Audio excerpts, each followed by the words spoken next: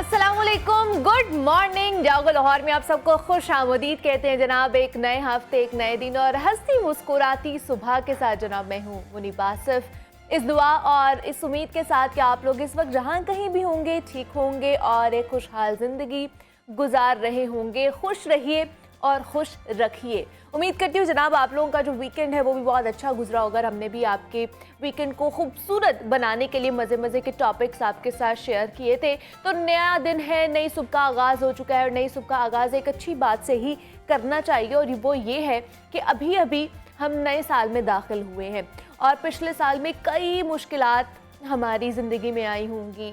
आपने मुख्तलिफ हालात का सामना किया होगा, आपको लोगों से हज़ार गिले शिकवे होंगे, आपको किसी ऐसे लोग भी मिले होंगे ज़िंदगी में जिन्होंने आपको दुख पहुंचाया होगा। लेकिन वो बातें याद करके हम सिर्फ़ और सिर्फ अपने आप को ही तकलीफ़ देते रहते हैं। तो क्यों ना जो कुछ बुरा हुआ है पिछले साल हमारे साथ उसे भूल जाएं और जिसने आपको दुख दिया हो उसको माफ़ कर दें। और बेशक आप उस शख्स को माफ़ ना भी कर पा रहे हो, ज़िंदगी में ऐसी भी एक स्टेज आती है कि कोई बहुत बुरा आपके साथ कर जाता है और आपका दिल नहीं करता उसको माफ़ करने के लिए, लेकिन फिर भी हमें कोशिश करनी चाहिए कि उसको माफ़ कर दें। और यकीन जानिए जब तक आप उसे माफ़ नहीं करते हैं ना, वो शख्स और उसका दिया हुआ दुख भी आपके साथ ही ज़िंदगी में चलता रहता है। लेकिन जूँ ही आप दिल से उसे माफ़ कर देते हैं ना, तो फ़ौरन आप सुकून में आ जाते हैं, क्योंकि गिले शिकवे ज़िंदगी और सुकून को ना हमारे तबाह बर्बाद कर देते हैं।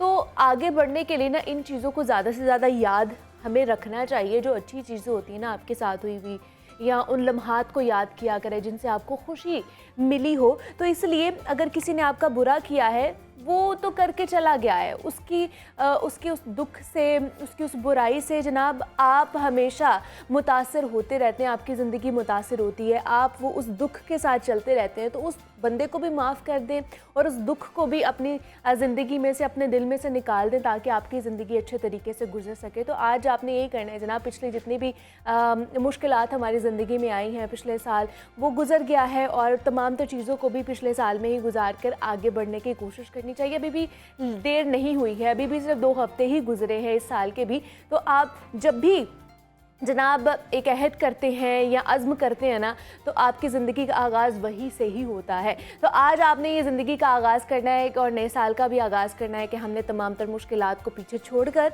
अच्छे तरीके से अपनी ज़िंदगी में आगे बढ़ना है। और हमने भी प्रोग्राम में आगे बढ़ना है। अब सेगमेंट हमारा हेल्थ एंड फिटनेस, जिसमें हम सेहत और इससे जुड़े तमाम तर मसाइल पर बात करते हैं। और हम में से शायद ही कोई होगा कि जिसका पाला कोरोना वायरस से नहीं पड़ा होगा। और 2020 में जब कोरोना की पहली लहर ने पाकिस्तान का रुख किया ना, तो पूरा मुल्क इसकी लपेट में आ गया था। उससे पहले इंडिया, चीन और अमेरिका समेत दुनिया के मुख्तलिफ हिस्सों में कोरोना वायरस पहले ही अपने पंजे गाड़ चुका था और तब भी हज़ारों जानें इस कातिल वायरस के हाथों जान की बाजी हार गई थी। और फिर आहिस्ता आहिस्ता इस वायरस के बचाव के लिए मुख्तलिफ तदाबीर और इलाज सामने आते गए और पूरी दुनिया को उससे निजात मिलना शुरू हो गई थी।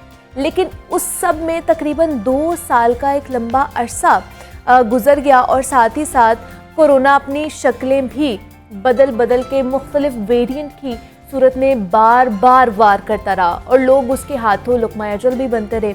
और अब तक कोरोना की मुख्तलिफ 4 अक़साम का सामना हम लोग कर चुके हैं। और अभी की रिपोर्ट के मुताबिक अगर देखा जाए ना, तो कोरोना की 5वीं किस्म ने दुनिया के मुख्तलिफ ममालिक में अपने पाँव जमाने शुरू कर दिए हैं। और WHO ने वाज़े किया है कि कोरोना ओमिक्रॉन की नई किस्म XBB.1.5 अब तक की सबसे तेज़ी से फैलने वाली किस्म है। भारत, चीन और अमेरिका समेत दुनिया के मुख्तलिफ हिस्सों में कोरोना वायरस की जो नई अक़साम हैं वो तेज़ी से फैल रही हैं। पाकिस्तान में इस किस्म के कई केसेस सामने आ चुके हैं और ये सिलसिला अभी भी जारी है। और पाकिस्तान में कोरोना वायरस की जो 5वीं लहर को रोकने के लिए महकमा सेहत हुकाम की तैयारी नाकाफ़ी समझी जा रही है। और पहले भी ऐसे ही कोताही बरतने पर जो हाल यहाँ हुआ था वो किसी से ढका छुपा नहीं है।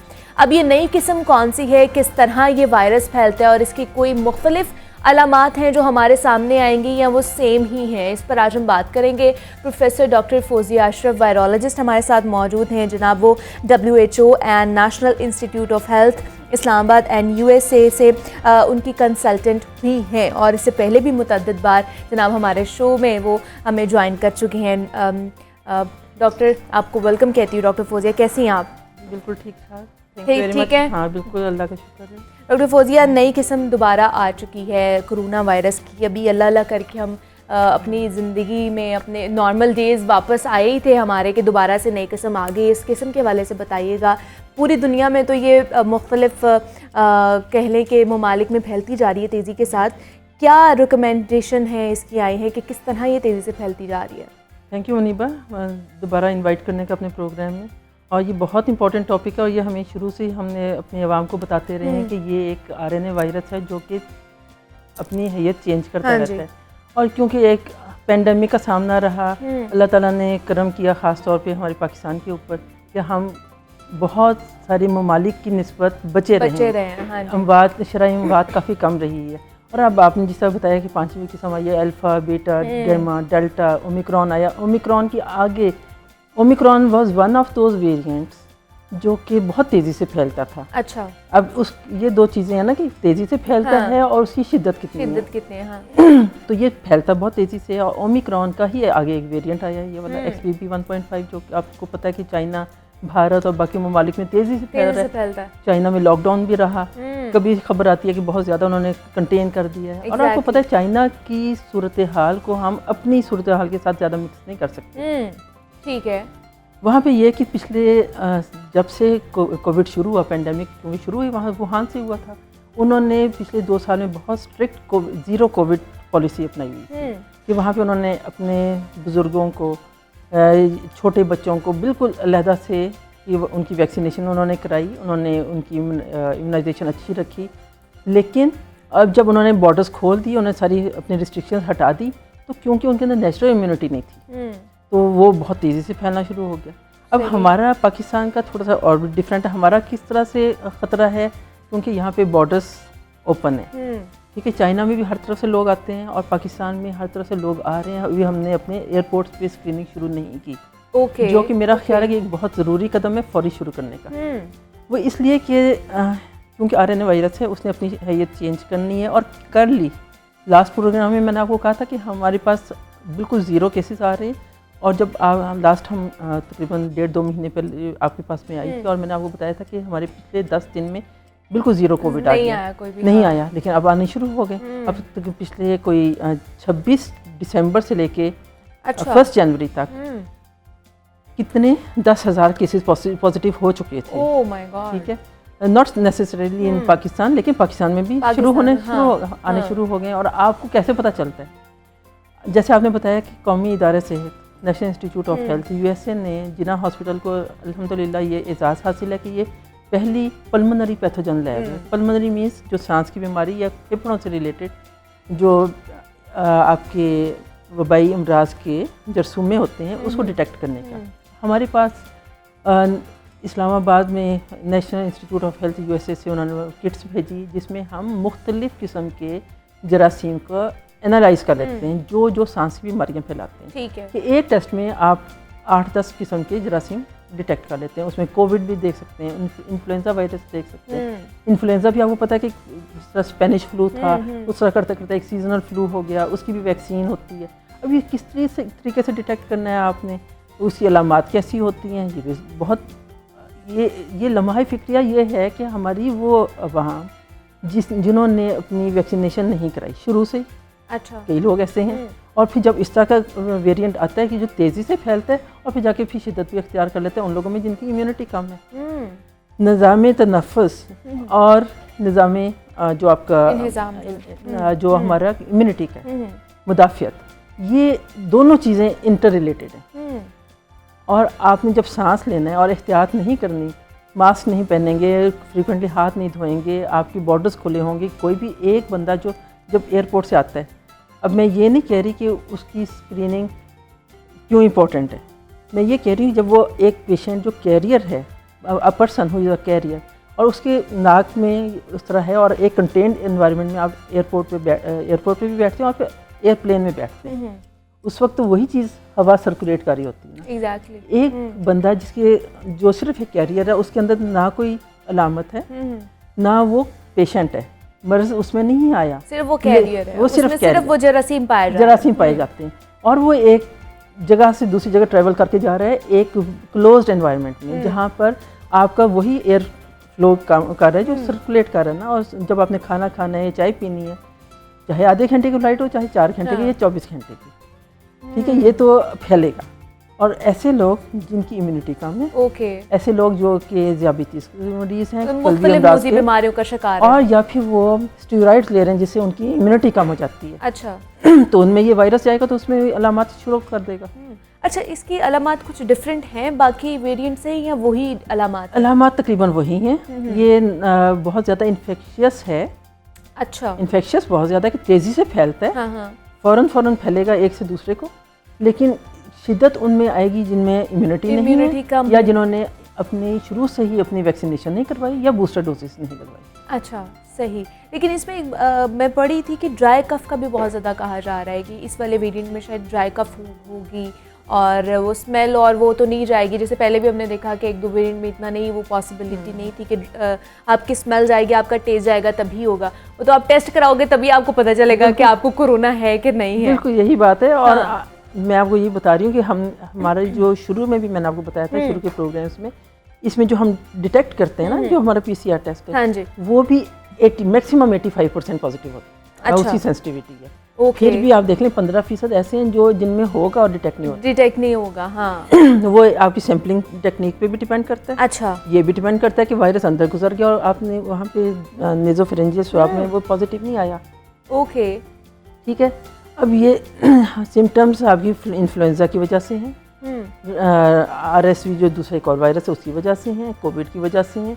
तो हम अभी बिल्कुल मुस्तनद तरीके से नहीं कह सकते कि इसमें सिर्फ ड्राई कॉफ है। इसमें आपको बुखार भी हो सकता है, ठीक है, सांस में दुश्वारी भी हो सकती है। ठीक है। कई लोगों को जिनको लॉन्ग कोविड पहले हुआ था और उनमें सिर्फ आपको इस तरह से फील होगा कि आपको जो है सांस की तकलीफ हो रही है और पता नहीं चला और गायब हो गया और वो कोविड पॉजिटिव। ओके, सही। तो क्योंकि जितने वेरिएंट्स आ चुके हैं और ये आते ही रहेंगे, जैसे जैसे एक से दूसरे बंदे में जाएगा, कोई एक बंदा या एक जानवर ऐसा होगा जिसके अंदर वो चेंज कर लेगा अपने आप को। ठीक है, वो अपनी हैयत जो है, और जब वो चेंज करेगा तो उसकी अलामत भी डिफरेंट हो जाएंगी। तो इसलिए कोई सर्टिफाइड तरीके से नहीं हम कह सकते कि ड्राई कॉफ है तो ये कोविड है, सांस में दुश्वारी है तो ये कोविड है, आपको बुखार चढ़ा है तो ये कोविड है। लेकिन SOPs तो हमने खत्म कर दिए हैं डॉक्टर हाँ, वो खत्म जो कर दिया वो हमने दोबारा वही गेट टुगेदर्स भी हो रही हैं, ना हम मास्क का इस्तेमाल कर रहे हैं, ना डिस्टेंस मेंटेन कर रहे हैं, सैनिटाइजर का भी इस्तेमाल नहीं कर रहे हैं, घरों में भी सारी चीज़ें वैसे ही चल रही हैं। तो इसका मतलब है कि ये अगर खुदा न खास्ता ये फैल सकता है अगर हम अभी से एहतियात करना शुरू नहीं करेंगे तो। बिल्कुल, आपने 100% बात बिल्कुल सही की। और दोबारा की सर्दियाँ हैं, हम हीटर लगा के इकट्ठे बैठते हैं, रात को भी इकट्ठे बैठेंगे एक जगह करीब होके अपने हीटर के पास या किसी मतलब इकट्ठे होके, आपकी खिड़कियाँ बंद होती हैं, एक कंटेन्ड एनवायरनमेंट होती है। तो इसमें आप अपने ज़्यादा से ज़्यादा अपने लिक्विड इस्तेमाल करें, सूप्स का इस्तेमाल करें, कहवा इस्तेमाल करें, ऐसी चीज़ें जिससे आपकी दालचीनी, इलायची, सौंफ, इस तरह की चीज़ें, ताकि आपकी इम्यूनिटी थोड़ी सी बढ़े, आपकी हाइड्रेशन अच्छी हो। और अपने अगर बहुत क्लोज बैठने हैं, बुजुर्गों के पास बैठने हैं तो मास्क पहन के बैठें। अच्छा। उनको विजिट भी करना है तो मास्क पहन के बैठें। बच्चे स्कूल से आते हैं, वो किसी से कैरी करके ला सकते हैं घर में, हामला ख़वातीन के लिए डेंजर हो सकता है, बुज़ुर्गों के लिए डेंजर हो सकता है। ऐसे लोग जिन्होंने इम्यूनिटी नहीं, अपनी उनकी इम्यून सिस्टम वीक है और उन्होंने अपनी बूस्टर डोजेज नहीं लगवाई, वो भी खासतौर पर बूस्टर डोज जाके लगवाए, जिन्होंने अपनी फर्स्ट डोज और सेकंड डोज तो लगवा ली। बहुत से ऐसे लोग हैं जिन्होंने फर्स्ट भी नहीं लगवाई और वो ज़्यादा ख़तरनाक चीज़ है, वो ज़्यादा एट रिस्क है लोग, क्योंकि देखें जो बेसिक उसका स्ट्रक्चर है उसके अगेंस्ट वैक्सीन बन गई हुई है। सही। और फाइज़र वैक्सीन जिस तरह से है, साइनोवैक है, साइनोफार्म है, ये मॉडर्ना है, इनमें से फाइज़र ऐसी जिसने 2-3 किस्म के वेरिएंट्स के अगेंस्ट बना ली। अच्छा, सही। अब जब आपके पास एक सहूलत है तो ना, why not to take advantage of that. अपनी ज़रूर लगवाएं, अपनी बूस्टर डोज लगवाएं। जिन्होंने शुरू से नहीं लगवाई अपने 2 डोजेज़ लगवा कर, तो उसके बाद 6 महीने बाद बूस्टर डोज अभी तक नहीं लगवाई है, और ये सारे ऐसे वेरिएंट्स हैं मुनीबा जिनको कहते हैं इम्यूनिटी अवेडिंग वेरिएंट्स। अच्छा। यानी आपको इन्फेक्शन हुआ, सही, आपने अपनी वैक्सीन भी लगवाई हुई है, आपकी इम्यूनिटी बनी हुई है, लेकिन वो इम्यून सिस्टम को इवेड कर गया। देखें ना, ये चांसेस तो हैं, लेकिन इसमें फ़ायदा हमें ये है कि आप जाहिर है हर एक का क्वेश्चन होगा कि फिर हमें क्या ज़रूरत है, अगर इन्फेक्शन होनी है तो हम क्यों वैक्सीन लगवाएं। उसमें 2 चीज़ों का फ़ायदा है ना, एक तो शरह अमवात कम हो जाती है और दूसरा हॉस्पिटलाइजेशन नहीं होती। आती हैं सीजनल फ्लू की तरह, बुखार हुआ, नज़ला हल्का जिस तरह पहली लहर में और दूसरी लहर में हमने देखा था कि कितनी ज़्यादा हॉस्पिटल पे हमारे बोझ पड़ना शुरू हो गया था और शरह अमवात कितनी ज़्यादा बढ़ गई थी। और उसके बाद जब हमने इसको समझने की कोशिश की है और जितनी स्टडीज़ होती गई हैं तो हमें पता चला है कि एहतियात करेंगे और इम्यूनिटी के लिए हम अपनी बूस्टर डोजेज़ लगवाएंगे और वैक्सीन लगवाएंगे, तभी हम इससे बच सकते हैं। ख़ुद को एटलीस्ट 50% तो चांसेस हैं कि हम बचा सकते हैं सिर्फ डोजेज से ही, बूस्टर डोजेज से, बूस्टर डोजेज से भी। और अपने फिजिकल मैटर आपका अपना मास्क पहने, हाथ धोएं और एक दूसरे का ख्याल रखें और स्क्रीनिंग ज़रूर होनी चाहिए एयरपोर्ट्स पे हमारे ताकि जो वहाँ से ट्रेवलर्स हैं, जो चाइना से बाहर के ममालिक में जहाँ पे ज़्यादा डिटेक्ट हुआ है, वहाँ से कोई भी कैरियर आ सकता है और वो रास्ते में भी दे सकता है, और जिसको रास्ते में कैच कर लिया वो आके हमारे मुल्क में फैला सकते हैं इजीली। अच्छा, जो मुख्तलिफ मुल्कों में इस वक्त इसकी स्ट्रेन चल रही है डॉक्टर फौजिया, वहाँ पर शरह अमवात का क्या स्टडीज़ में कहा जा रहा है कि उसमें शरह अमवात ज़्यादा बढ़ती जा रही है, ये सिर्फ इसका फैलाव ज़्यादा है? इसका फैलाव ज़्यादा है, शरह अमवात इतनी ज़्यादा नहीं है। अच्छा। लेकिन जैसे मैंने आपको पहले बताया कि अभी हम सर्टेनिटी के साथ कुछ नहीं कह सकते। अच्छा, ठीक है। एहतियात बहुत ज़रूरी है। अपने जिन्होंने डोजेज नहीं लगवाई वो डोजेज लगवाएं, बूस्टर डोज लगवाएं, अपनी इम्यूनाइजेशन कंप्लीट रखें, अपनी एहतियात रखें, ताकि जो खुदा न खासा शिद्दत बीमारी की जो है वो उसमें इख्तियार ना हो और हॉस्पिटलाइजेशन तक नौबत ना पहुँचे। ये तो पक्की बात है कि जिनकी इम्यूनिटी है और उन्होंने अपनी बूस्टर डोज लगवाई हुई है, उनके अंदर ये 2 चीज़ें हैं कि हॉस्पिटलाइजेशन नहीं होती, होता है कोविड पॉजिटिव होता है लेकिन वो ठीक हो जाते हैं। सही, ठीक है। आम फ्लू की तरह आती हैं, सिम्टम्स आती हैं, बुखार होता है 1-8 दिन में और उसके बाद 6-7 दिन में क्लियर हो जाता है और आपको हॉस्पिटलाइजेशन की ज़रूरत नहीं पड़ती और खुदा न खासा शरह अमवात भी कम हो जाती है। अच्छा, अब ये जो नई स्ट्रेन्स आती जा रही हैं, इनमें क्वारंटाइन पीरियड कितना होना चाहिए? या बहुत से लोग हैं उनको पता ही नहीं चलता कि उन्हें कोरोना है या नहीं है और वो क्वारंटाइन करते भी नहीं है। अब वो करते भी नहीं है और कई ममालिक में तो उन्होंने ये पॉलिसी ख़त्म कर दी हुई है। ओके, ठीक है। पाकिस्तान में क्योंकि हमारे बहुत अच्छे तरीके से इन्होंने मैनेज किया गया, कहते थे कि हर्ड इम्यूनिटी हुई, उसका भी कोई इतना फ़ायदा नहीं होता। अच्छा, ठीक है। लेकिन जहाँ नेचुरल इन्फेक्शन हुआ, नेचुरल इम्यूनिटी भी डेवलप हुई, वैक्सीनेशन हुई, बूस्टर डोजेज लगी, तो सब कुछ मिलाकर एक होलसम बहुत अच्छे तरीके से कंटेन कर लिया गया। ठीक है। जो चाइना की बरक्स, जैसे चाइना ने तो बिल्कुल ज़ीरो कोविड पॉलिसी रखी, तो उसका उनको थोड़ा मेरा ख्याल नेगेटिव इफेक्ट हुआ। अच्छा, ठीक है। जिस अब हमारी है कि हम एहतियात करें, मिलें जुलें, अपनी रूटीन की एक्टिविटीज़ जारी रखें, स्कूल कॉलेजेस बिल्कुल जारी रखें, लेकिन एहतियात के साथ। मतलब उन्होंने बिल्कुल ही कट ऑफ कर दिया था किसी से मिलना, ये सारे वो हर्ड जो इम्यूनिटी बढ़नी थी, अच्छी इम्यूनिटी बननी थी, वो बनने के बजाय वो उनके लिए नेगेटिव इम्पैक्ट उनके ऊपर काइंड ऑफ बिल्कुल। जब उन्होंने खोला तो जो वो ज़्यादा एकदम शिद्दत के साथ उनके ऊपर आ गया, शिद्दत के साथ इम्पैक्ट आ गया। तो हमारा जो यहाँ पे महकमा सेहत है, आपको लग रहा है कि अभी उतनी शिद्दत की तैयारियां कर रहा है कि खुदा ना खास्ता अगर पाकिस्तान में ज़्यादा केसेस आ जाते हैं तो उसके लिए हम निपटने के लिए तैयार हैं? अभी मेरा ख्याल है कि शुरुआत है और जल्द कोई ना कोई पॉलिसी सामने आ जाएगी। ये प्राइमरी, सेकेंडरी और टर्शियरी के हॉस्पिटल दोनों को मिलकर हमें करना पड़ेगा।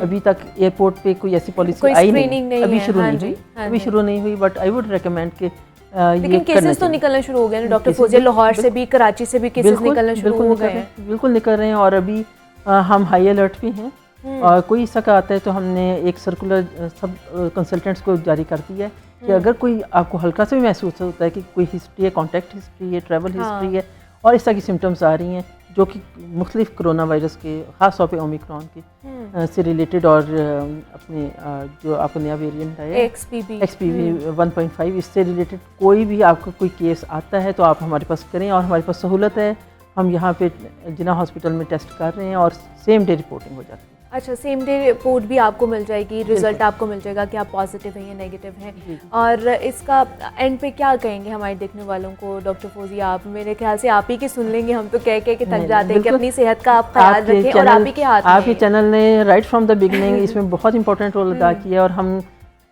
इसी तरह आपने देखा कि इकट्ठे हम सफर तय करते हुए यहाँ तक 2020 के शुरू से यहाँ पर हो गए, 2023 के जनवरी तक पहुँच गए और उम्मीद करते हैं कि आपके चैनल की तवज्जो से लोग देखेंगे और इस पे इंशाल्लाह और इस पे अमल भी करेंगे। एहतियात ज़रूरी है, जिन्होंने वैक्सीनेशन नहीं कराई वो वैक्सीनेशन कंप्लीट करा लें, बूस्टर डोजेज़ लगवाएं, अपने बुज़ुर्गों का ख्याल रखें और जो बच्चे स्कूल जा रहे हैं उनको भी मास्क पहना के ज़रूर भेजें। जब वो आते हैं तो उनको वो मास्क डिस्कार्ड कर दें। अच्छा, अगर डिस्पोजेबल है, अगर कपड़े का है मास्क तो उसको वॉश कर लें। कुछ 5-6 आप मास्क रख लें, उनको वॉश कर लें ताकि हर रोज़ जाते हुए बच्चा नया मास्क पहन जाए। ऐसा ना हो कि वो बाहर उसके हाथ लगाए और उसके दोबारा अपनी आंखों को टच करेगा तो उससे इन्फेक्शन हो, वो कंटेजियस हो जाएगा। ठीक है जी, प्रोफेसर डॉक्टर फौजिया अशरफ हमारे साथ मौजूद थी। डॉक्टर फौजिया, बहुत शुक्रिया आपके वक्त का कि आप यहाँ पर आई और नए वेरिएंट के हवाले से हम बात कर रहे थे जिसको XBB 1.5 कहा जा रहा है और ये ओमिक्रॉन की ही एक किस्म है और इससे भी बचने का जनाब वही तरीका है कि आप लोगों ने एहतियात लाजमी करनी है, मास्क का लाजमी इस्तेमाल करें, गेट टुगेदर अगर कर भी रहे हैं तो एहतियात के साथ करें ताकि आपकी सेहत अच्छी रह सके। आगे बढ़ते हैं, कुछ जनाब कर लेते हैं बात किताबों के हवाले से। प्रोफेसर अहमद हमाद साहब हमारे साथ मौजूद हैं, उनकी तरफ चलते हैं और आज की किताब का तारुफ उनसे सुनते हैं। जी अहमद साहब, बताइएगा। शुक्रिया मुनीबा। आज की किताब न सिर्फ ये कि फ़लसफ़े के तालिब इल्मों के लिए एक तोहफ़ा है बल्कि हर सोचने समझने वाले इंसान के लिए एक बेमिसाल तोहफ़ा है और वो किताब है the story of philosophy by Will Durant. Will Durant की किताब द स्टोरी ऑफ फ़िलोसफ़ी, इसने दुनिया भर में फ़रोख्त होने का रिकॉर्ड कायम किया फ़लसफ़े के मौजू पर लिखी हुई किताब ने। अब आप अंदाज़ा कर लें कि किस कदर खूबसूरत किताब होगी। पाकिस्तान में इसका तर्जुमा सैयद आबिद अली आबिद साहब ने किया दास्तान फ़लसफ़ा के नाम से और इसी तरह निशात फ़लसफ़ा जो कि दूसरी किताब है विल ड्यूरां की, द प्लेजर ऑफ फ़िलोसफ़ी के नाम से, उसका तर्जुमा किया। विल ड्यूरां कहते हैं कि फ़लसफ़ा चूँकि ज़ाहिर है हज़ारों साल पुराना मज़मून है और इस पर हज़ारों सालों से लोग अपनी जो है सोच विचार इस पर करते चले आ रहे हैं, तो उन्होंने कहा कि इस वक्त ये किताब लिखने की ज़रूरत पेश आई। एक्चुअली ये भी बहुत पुरानी किताब है, पिछली सदी की किताब है, तो इसलिए पेश आई कि साइंस बहुत आगे चली गई। मसलन उसने कहा कि हर तरह की साइंस, सोशल साइंसेस भी, अप्लाइड साइंसेस भी, नेचुरल साइंसेस भी, कहते एक जहान आबाद हो गया। तो वो जो मुसल्लमात को चैलेंज करने वाली वाली ये फ़िलासफ़ी होती थी, मुसल्लमात को चैलेंज करने वाली, उसका जो वो काम है वो ज़रा महदूद हो गया, लोगों ने इसमें दिलचस्पी लेना कम कर दी। तो बहरहाल ये किताब बताती है, इसकी किताब की फ़रोख्त बताती है कि बहरहाल विल ड्यूरां ने जो महसूस किया था वो काफ़ी हद तक दुरुस्त था, लेकिन उनकी खिदमत ने ये दोबारा से इसको गोया ज़िंदा कर दिया। अब बहुत सारी दास्तानें लिखी गई हैं फ़लसफ़े की, हिस्ट्री लिखी गई है फ़लसफ़े की, जिसमें रसल की आजकल की जो बेहतरीन किताबों में से गिनी जाती है वो रसल की किताब है, लेकिन इसका कोई मुकाबला नहीं है उसके साथ। इन्होंने बहुत अच्छे अंदाज में लिखा। इनकी सबसे बड़ी बात ये थी कि ये बहुत सलीस अंग्रेज़ी में लिखते थे, बड़ी आसान ज़ुबान में लिखते थे और इन्होंने इसको जिस तरह जब चैप्टराइज़ किया इस किताब को तो प्लेटो से, अफलातून से शुरू किया। हैरत की बात है कि सोक्रेटीज़ से शुरू नहीं किया, यानी अलग से उसको चैप्टर नहीं दिया। तो इसमें हैरत वाली बात है, सच कोई है भी नहीं, क्योंकि सुकरात भी हम तक अफलातून के ज़रिए ही पहुंचा है। मुकालमात दे फ़लातून न लिख सकी, लेकिन तो उन मुकालमात के नतीजे में हमने सुकरात के बारे में जाना। इसके बाद दूसरा चैप्टर इसका एरिस्टोटल के बारे में है और साथ उन्होंने लिखा हुआ है कि एरिस्टोटल एंड ग्रीक साइंस। जी हाँ, फ़लसफ़ा जो था वो प्लेटो तक था, एरिस्टोटल के बाद फ़लसफ़ा साइंस के करीब तरीन पहुँच गया, क्योंकि इसने बॉटनी पे, ज़ूलॉजी पे, हर चीज़ पे साइंटिफिक अंदाज में ऑब्ज़र्वेशन, जो मुशाहिदा, ऑब्ज़र्वेशन बेस्ड मुशाहिदे की बुनियाद पे इसने अपनी रीडिंग्स लेना शुरू की और लोगों को बताना शुरू किया। उसके बाद फ्रांसिस बेकन है, स्पाइनोज़ा है, स्पाइनोज़ा की जो तसव्वुफ़ है, जो पैंथीज़म है, वो हैरान कुन है। और उसके बाद इमैनुअल कांट है, Voltaire and the enlightenment, Schopenhauer को पढ़े बगैर आपको नीत्शे कभी भी समझ नहीं आएगा। नीत्शे हम बोलते हैं, नीचा इसका सही तलफ़्फ़ुज़ है, मैंने जो अहले ज़ुबान से सुना। इसके बाद हर्बर्ट स्पेंसर है और फिर आखिर पे कंटेम्प्रेरी यूरोपियन फ़िलासफ़र्स का एक चैप्टर है और पूरा कंटेम्प्रेरी अमेरिकन फ़िलासफ़र्स का। विलियम जेम्स के जॉन डेवी पे आके ख़त्म करते हैं, लेकिन बीच में साथ ही विलियम जेम्स भी है। विलियम जेम्स के बारे में कहा जाता है कि एक ज़माना था कि जब सारा इल्म जो था वो यूरोप से अमेरिका जाता था, यानी उस दरिया का बहाव जो था वो फ्रॉम यूरोप टू अमेरिका था। विलियम जेम्स ने इस दरिया को उल्टाया। तो विलियम जेम्स एक अजीम अमरीकी नफ्सियातदान है, मुफक्किर है। जब ये आया तो यूरोप की यूनिवर्सिटियों ने इस अमेरिकन को बुलाना शुरू किया। तो ये इतना अहम आदमी है। तो गोया जो विल डियोरा हैं, इन्होंने पूरी जो फ़लसफ़े की पूरी रिवायत है उसको इस छोटी सी किताब में समो दिया।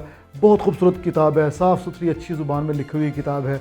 मसलन हमें हेगल के बारे में हम जानते हैं कि बहुत मुश्किल ज़ुबान इस्तेमाल करते थे। इसी तरह कांट जो है उसके बारे में भी ये कहा जाता है कि वो भी बहुत मुश्किल ज़ुबान इस्तेमाल करता था। दोनों जर्मन ज़ुबान में लिखते थे। और शोपेनहावर भी जर्मन है और नीट्शे भी जर्मन है, नीचा भी जर्मन है।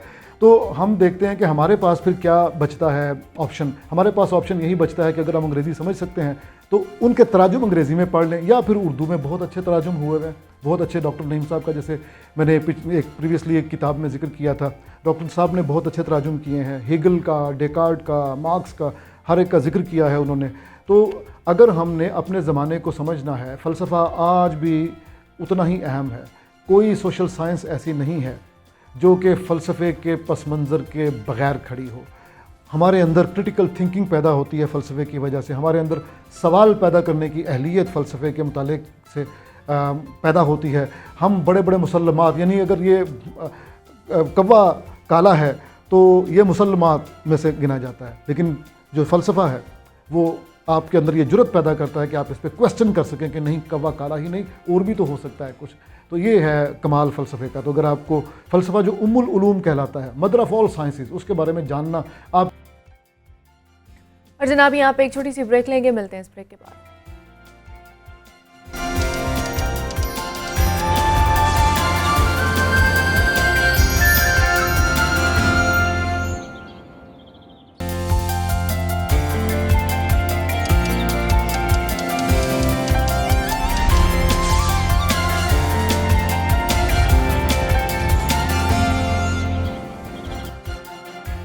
वेलकम बैक टू जागो लाहौर। जनाब ब्रेक से वापस आ चुके हैं और सेगमेंट है हमारा लाहौर की दुनिया। और जनाब कहीं कोई धमाका हो तो फ़ौरन एक ख़बर आ जाती है कि इतने लोग मरे हैं, इतने ज़ख्मी हुए हैं और हम मुजरिम को तलाश करेंगे। और इस तरह की ख़बरों से अखबारात और टीवी चैनल्स भरे हुए होते हैं। मगर महंगाई एक ऐसा दहशतगर्द है, एक ऐसा बम है, एक ऐसा मुजरिम जो न जाने रोज़ कितने ही लोगों की जान लेता है, कितनों को ज़ख्मी करता है। और महंगाई का बम गिराने वाले कुर्सियों पर बैठे बस दावे ही करते रह जाते हैं। रोटी के दो निवाले हैं कि मुश्किल से दस्तयाब हैं। मुल्क की तारीख में महंगाई की शरह में सबसे बड़ा इजाफा देखने में आया और लाखों अफराद गुर्बत की लकीर से भी नीचे आ गए हैं। और कमोबेश 40% से ज़ायद आबादी ग़िज़ाई अदम तहफ़्फ़ुज़ का शिकार हो चुकी है। और मुल्क की तारीख में आटे की कीमतों के तमाम रिकॉर्ड टूट चुके हैं। इदारे शुमारियात के मुताबिक मुल्क में महंगाई की शरह तकरीबन 31% रिकॉर्ड की गई है। और एक हफ्ते की अगर बात की जाए तो इस एक हफ्ते में 23 अशियाए ज़रूरिया की कीमतों में इजाफा हुआ है। ब्रॉयलर चिकन की कीमत में 53 रुपये का इजाफा हुआ है। बासमती चावल की फ़ी किलो कीमत में 7 रुपये इजाफा हुआ है, जबकि एक हफ्ते में 20 किलो आटे के थैले की कीमत में 78 रुपये का इजाफा रिकॉर्ड किया गया है। और अफरात ज़र और नाजायज़ मुनाफाखोरी भी महंगाई की शरह में इजाफे का एक अहम सबब है। और सिर्फ यही नहीं है कि खाना तो बहुत दूर, अब तो गरीब के लिए गर्म कपड़ों का हसूल भी बहुत ज़्यादा मुश्किल हो गया है, क्योंकि लंडा बाज़ार भी अब सस्ते नहीं रहे हैं। और लंडा बाज़ार में कीमतों में गुज़श्ता साल की निस्बत कई गुना इजाफा हो चुका है। गरीब जाए तो जाए कहाँ।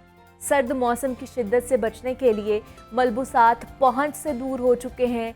आने वाले दिनों में अवाम और महंगाई का क्या हाल होगा, इस हवाले से आज हम बात करेंगे। जनाब इस वक्त हमारे साथ मौजूद हैं, इन स्टूडियो हैं, नुमाइंदा लाहौर न्यूज़ है जाहिद आबिद साहब ने हमें ज्वाइन किया है, और नईम बादशाह साहब है, जनरल सेक्रेटरी हैं लाहौर अंजुमन ताजरान लंडा बाज़ार के।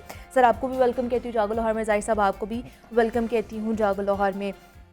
नईम साहब आप ही की तरफ आना चाहूँगी सबसे पहले कि महंगाई इतनी ज़्यादा हो चुकी है कि जो एक गरीब आदमी है वो नए कपड़े नहीं ख़रीद सकता और उसका मुतबादिल है कि वो लंडा बाज़ार का रुख करता है कि वहाँ से जाके कम पैसों में वो गर्म मलबूसात जो है ख़रीद सके, लेकिन वहाँ पर भी महंगाई जो है आसमान से बातें करने पहुँच चुकी है। क्या वजह है कि अब वो भी अफोर्डेबल नहीं है? बिस्मिल्लाहिर्रहमानिर्रहीम।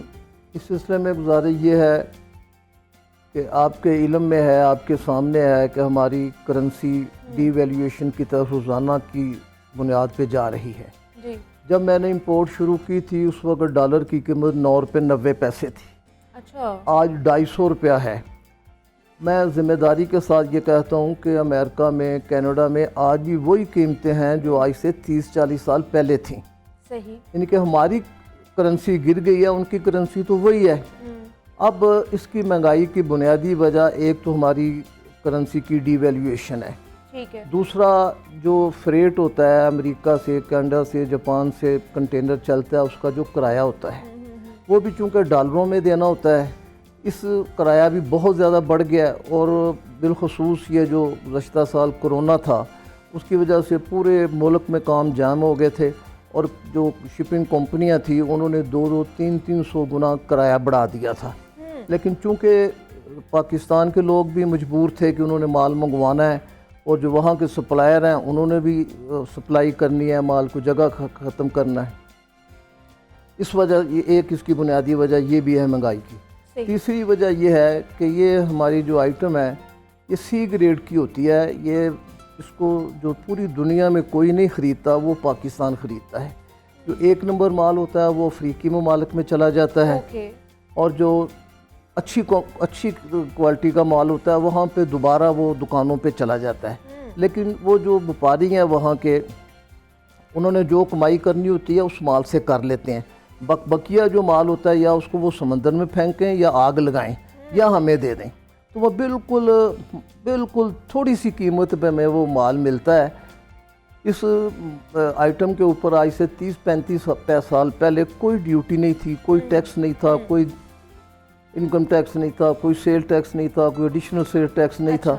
लेकिन बतदरीज करते करते करते ये उसको 35 सेंट पर केजी पे इसकी वैल्यू कर दी, उन्होंने फिक्स कर दी कस्टम में कि अगर आप 2 सेंट का माल मंगवाएं, 10 का मंगवाएं, 20 का मंगवाएं, हम 35 सेंट पे आपसे इसकी ड्यूटी वसूल करेंगे। ठीक है। अब वो एक फिक्स हो गया है, वो ड्यूटी 35 पे हम दे रहे हैं। ओके। 35 के ऊपर ही फिर हमने टैक्स देना है, 35 के ऊपर हमने सेल टैक्स देना है, 35 के ऊपर हमने एडिशनल सेल टैक्स देना है, 35 के ऊपर ही हमने वो जितने भी चार्जेस हैं ना वो देने हैं। वो करते करते बहुत ऊपर चला जाता है। यानी कि अगर 2 लाख रुपए का हम माल मंगवाते हैं तो उसके ऊपर तकरीबन कमो पेश 9-10 लाख रुपया सिर्फ टैक्सेस और ड्यूटियां हैं। 9-10 लाख सिर्फ टैक्सेस ही आपको भरने पड़ जाते हैं। माल सिर्फ 2 लाख का है। माल सिर्फ 2 लाख का है। अच्छा। अब इन्होंने ये किया। और ये सिलसिला टैक्सेस का कब से शुरू हुआ था? ये तकरीबन भुट्टो साहब की हुकूमत के बाद से शुरू हुआ है। भुट्टो साहब की हुकूमत तक इसके ऊपर कोई चार्जेस नहीं थे। अगर हम 1 लाख रुपए का माल मंगवाते तो 1 लाख रुपए में हमारे घर आ जाता था। ठीक है। फिर बतदरीज ये बढ़ता गया है। हमारा इत्तेजाज भी जारी रहा है। 35 पे हमने कहा है कि भाई हमारी जो आइटम है ये इतने की नहीं है। उन्होंने कहा जी अगर आपके बारे में नहीं आती तो आप ना मंगवाएं। लेकिन अब चूंकि पाकिस्तान में ज़रूरत है। पिछले साल कितना बढ़ा है? पिछले साल तो 35 सेंट था। ठीक है। लेकिन अभी इस साल 16 दिसंबर को इन्होंने $1 पर केजी कर दिया है। सही। 35 का 65 बढ़ाकर इन्होंने 100 सेंट पर केजी कर दिया है कि अगर आप माल 2 सेंट का मंगवाएं, 10 का मंगवाएं, 20 का मंगवाएं, 30 का मंगवाएं, हमने $1 पर केजी के ऊपर हमने टैक्स लेना है। अब $1 के ऊपर हम टैक्स देंगे, उसी के ऊपर ड्यूटी देंगे, उसी के ऊपर सारे जो वाजिबात है वो अदा करेंगे।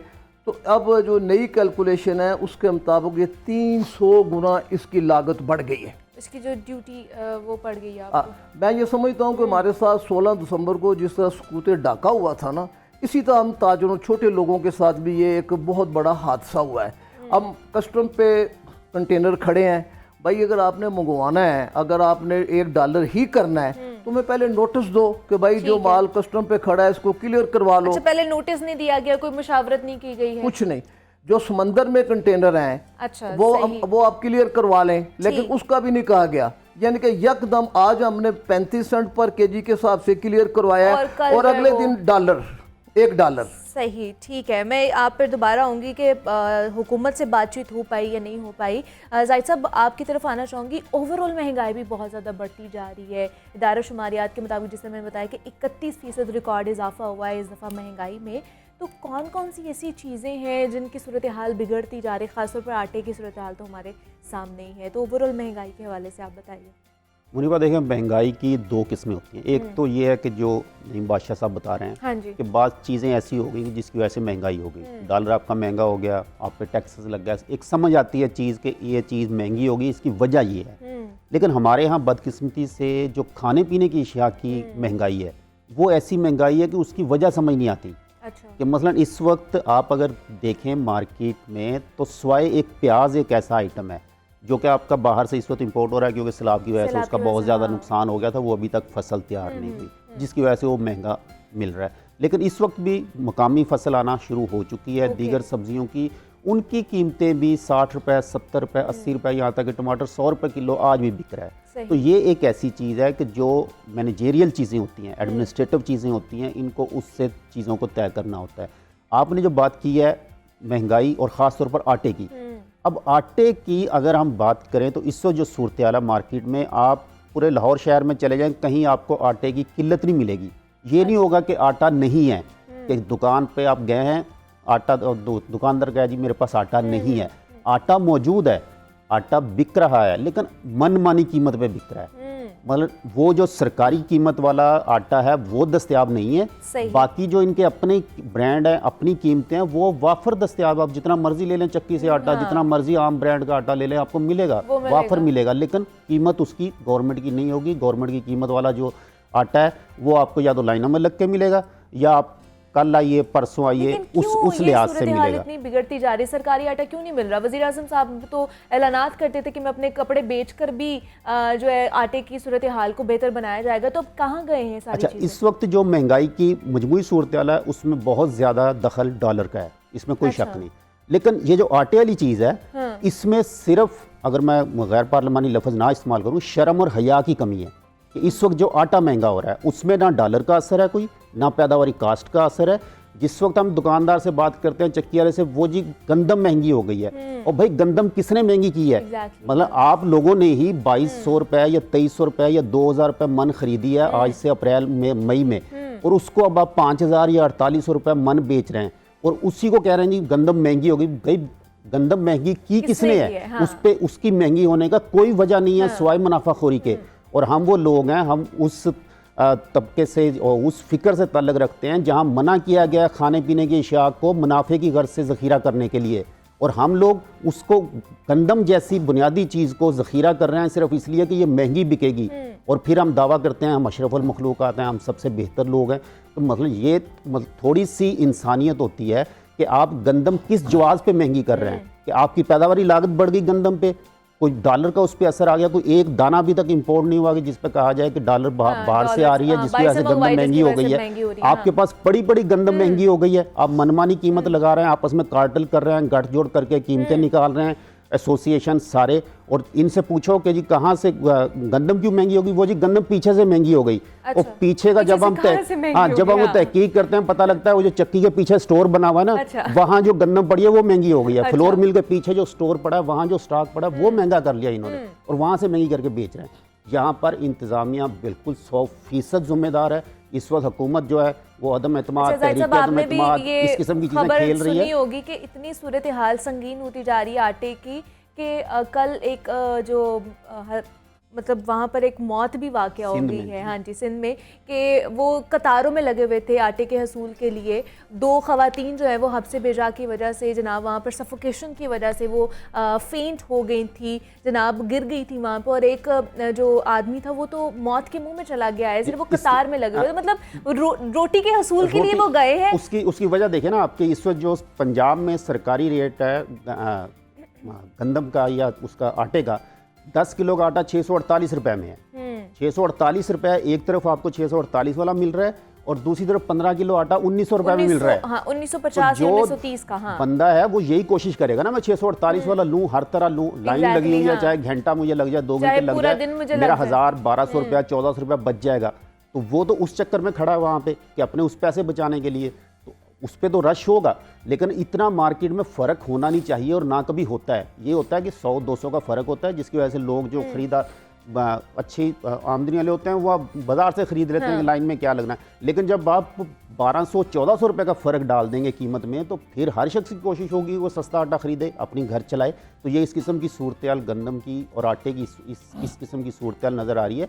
बाकी जो महंगाई है उसमें डॉलर का असर भी है, टैक्सेस का असर भी है। वो अपनी जगह पे जो आम चीज़ें हैं उस पर खाने पीने की चीज़ों को ये नहीं कहा जा सकता कि ये इस वजह से महंगी हो रही हैं कि चूँकि डॉलर महंगा हो रहा है। ये सिर्फ और सिर्फ बदनीयती है, इस चीज़ को इस्तेमाल किया जा रहा है कि डॉलर महंगा हो गया, उसको जवाज़ बना के किया जा रहा है। मतलब आटा। अच्छा, अब आप ये सूरत हाल देखें ना, लंडा बाजार की सूरत हाल देख लें, कीमतें आसमान की बातें कर रही हैं और ड्यूटी उन्होंने कितनी ज़्यादा बढ़ा दी है कि अब कोई गरीब आदमी नए कपड़े तो नहीं खरीद सकता क्योंकि उसकी आमदनी इतनी है ही नहीं है, और महंगाई जो है वो बढ़ती जा रही है। और जब वो लंडा बाजार भी जाता है वहाँ पर भी आसमान से बातें कर रही होती है कीमतें, और वहाँ से भी उसको फिर वैसे ही लौटना पड़ता है, खाली हाथ लौटना पड़ता है।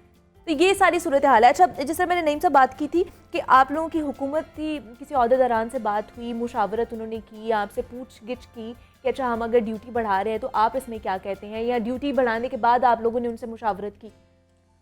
मोहतरमा, इस सिलसिले में गुजारिश ये है कि हुक्मरानों को अपनी पड़ी है, अपोजिशन को अपनी पड़ी है। अच्छा। कोई हमारी बात सुनने के लिए तैयार नहीं है। जब हम 35 सेंट पर ड्यूटी देते थे उस वक्त भी हम बतौर एहतजाज देते थे। मिसाल के तौर पर हमारे मुल्क का एक कानून है, मैं एक आइटम मंगवाता हूँ, मैं दावेदार हूँ कि मेरी आइटम जो है 20 सेंट पर केजी की मेरी ख़रीद है। हुकूमत कहती है नहीं, आपकी 35 की है। अच्छा। मैं कहता हूँ कि आप मुझसे 25 सेंट में आप मुझसे ख़रीद लो, 35 में आप बेच कर आप मुनाफा कमाओ, पाकिस्तान मकरूज़ है। उस तरफ भी नहीं आते, कोई बात सुनने के लिए तैयार नहीं है। अब पाकिस्तान की सूरत हाल ये है कि पाकिस्तान के 90% लोग जो हैं गुर्बत की लकीर से नीचे हैं। अब सफ़ेद पोशी का भरम कायम रखना बहुत मुश्किल हो गया है। नया कोट जो है वो 5,000 रुपये का, 6,000 रुपये का, 10,000 रुपये का मिलता है, जबकि लंडा बाज़ार में अच्छा कोट जो 5 साल तक इस्तेमाल हो सकता है वो 500 रुपये में मिलता है। अब वो 500 वाला जब 2500 पे जाएगा तो गरीब कहाँ पे जाएगा? तो ये जहाँ तक बात है हुकूमती ओहदेदारान, फर्क पड़ा जी, सेल में फ़र्क पड़ा। मैं एक बात होती है कारोबारी बात, जी हमने हुकूमत को मजलूम साबित करना है, कम मजलूम है, लेकिन मैं अल्लाह को गवाह बना के आपके चैनल की वसातत से ये गुजारिश करता हूँ कि सेल तो छोड़ो, कोई बिजनेस नहीं है, कोई कारोबार नहीं है। अच्छा। जब लोगों को ये पता चला, लोग मार्केट में आए हैं, आज 500 रुपये का, अगले दिन 2500 का, तो लोगों ने मुंह मोड़ लिया है कि चलो जो पिछले साल के पड़े हैं, उससे पिछले साल के पड़े हैं, उससे हम गुजारा कर लेंगे। चलो अभी तो सीज़न जो है बिल्कुल ख़त्म होने वाला है। हाँ जी। हम ये देख रहे हैं कि आइंदा साल क्या होगा। और ये पाकिस्तान के अंदर जो हमारे शुमाली इलाका जाते हैं, आप वहाँ पर गई होंगी, मैं भी बहुत दफ़ा गया हूँ, वहाँ पर अगर आप किसी बच्चे को 10 रुपये दें ना तो उसकी आंखों में एक चमक आ जाती है कि मुझे 10 रुपये मिले हैं। वहाँ पर इतनी गुर्बत है, और वहाँ पर गुर्बत भी इंतहा की है और सर्दी भी इंतहा की है। अब आप देखें स्कर्दू में -16 है, तो वहाँ पर इन पुराने कपड़ों की कितनी ज़रूरत होगी। अगर पंजाब में, लाहौर में, सरगोदा में किसी ने एक स्वेटर पहनना तो वहाँ तो 5 चाहिए। अब लाहौर से वो जो गुड्स हैं, माल है, स्कर्दू तक जाएगा तो उसके बाद 3-4 लाख रुपए मजीद उसका किराया पड़ेगा। गुर्बत भी इंतहा की, सर्दी भी इंतहा की, लेकिन हुकूमत को अपने मामला से फुर्सत नहीं है। हमने हुकूमत से ये गुजारिश की है कि जिस तरह आपने ये सेहत कार्ड शुरू किया है, बहुत अच्छी बात है। अच्छा। जिस तरह आपने ये सरकारी अस्पतालों में गरीब लोगों के लिए मुफ्त अद्वियात दे रहे हैं, बयाने ही ये जो हमारी आइटम है ये इंसानी हमदर्दी के तहत ये आती है, दरामद की जाती है। जिस तरह ये जान बचाने वाली अद्वियात ज़रूरी हैं, उनको आप फ्री देते हैं, इसी तरह में फ्री ना दें, लेकिन जो हमारी कास्ट है उसके ऊपर हमसे चार्जेस ले लें और उसके ऊपर ड्यूटी लगा लें। हम अपना माल मंगवाएंगे, लोगों को देंगे। अब मसला ये है कि कराची के जो लोग हैं वो बिजनेसमैन हैं। अच्छा। बहुत सारे लोग बांग्लादेश चले गए हैं, बहुत सारे लोग दुबई चले गए हैं। जो बाकी हैं, एक सरमायादार है, वो माल मंगवाता है, उसको उसमें नुकसान होता है, वो कोई दूसरा बिजनेस करेगा, वो या मुल्क छोड़कर चला जाएगा। उनके लिए बेशुमार रास्ते हैं। अब जो ये आइटम है जो लोग पहनते हैं वो किधर जाएंगे? अब वो माल आना बंद हो जाएगा तो फिर लोग गर्म कपड़े भी नहीं पहनेंगे। जो ठंडे कपड़े होते हैं, कॉटन के कपड़े होते हैं, वो एक कपड़े से गुजारा हो जाता है। और पाकिस्तान में बहुत सारे कपड़े सस्ते भी हैं, लेकिन ये जो लंडे के कपड़े हैं ये क्वालिटी वाइज इतने अच्छे होते हैं, इतने मजबूत होते हैं कि कई कई साल तक ये चलते हैं।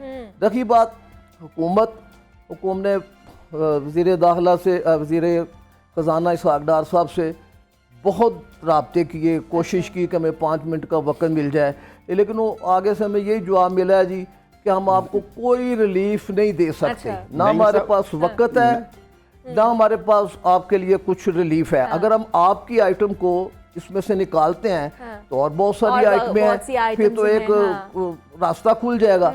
लिहाजा जो होता है वो करो, हमारे पास आपके लिए कोई रिलीफ नहीं है। ज़ाहिर साहब आप क्या कहना चाह रहे हैं? नहीं, सब हुकूमत की बात कर रहे हैं कि हुकूमत कोई तवज्जो नहीं दे रही है, कुछ कर नहीं रही। जो हुकूमत आटा, चीनी, चिकन, सब्जियों के लिए दर्दे सर लेने को तैयार नहीं है, आपका क्या ख्याल है वो लंडे बाजार के लिए अपने वो आपके लिए वक्त निकालेगी या आपके लिए स्कीमें बनाएगी, पॉलिसियाँ बनाएगी? कि जहाँ ये हमारी तरजीहात हैं कि हमारा आटा महंगा हो गया, 160 रुपये चक्की का आटा इस वक्त, 130 रुपये खुला आटा है, चिकन आपका 600 को टच कर रहा है, और जो बीफ और मटन है वो तो बड़ा अरसा हो गया आम लोग खाना छोड़ चुके हैं, उन्हें पता भी नहीं उसका जायका भी, शायद वो शादी ब्याह के अलावा अगर मिल जाता है तो लोग वहाँ जश्न कर रहे होते हैं कि आज छोटी बोटी मिल गई है। इस किस्म के हालात पैदा हो जाए।